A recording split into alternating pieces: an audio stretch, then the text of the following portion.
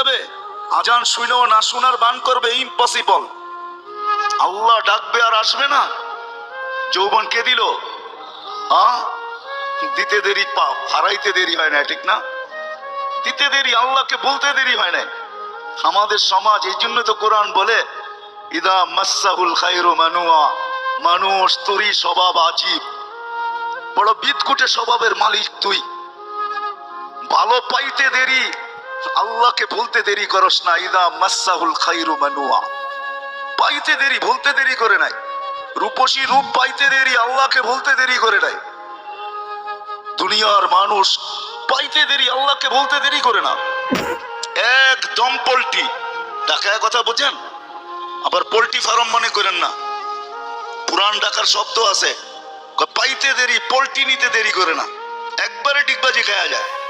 যুবকদেরকে দেখেন, যৌবন পাইতে দেরি, আল্লাহ বলতে দেরি করে না। আজান শোনে, তারপরও না শোনার ভান করে চলে যায়। সমাজের প্রত্যেকটা মুসলমানকে দেখেন, আজানের আওয়াজ কার কানে না যায়? ফজরের আজান প্রত্যেককে উঠায়, 5 বেলার আজান কানে যাইতে থাকে। সবাই একটা কথা বলা আজানকে ধূলিসাৎ করে দেয়, আমি ব্যস্ত। কি আমি ব্যস্ত? অথচ ডাকলো কে? কোন আল্লাহ? কোন আল্লাহ ডাকলো? আল্লাহর পরিচয় কি? কোন আল্লাহ ডাকলো যাকে 1 ফোঁটা পানির থেকে তৈরি করলো? এই জন্য তো আল্লাহ এক জায়গায় বলেন, মান আরাদা আন্নি নাদাইতুহু মিন কারিব।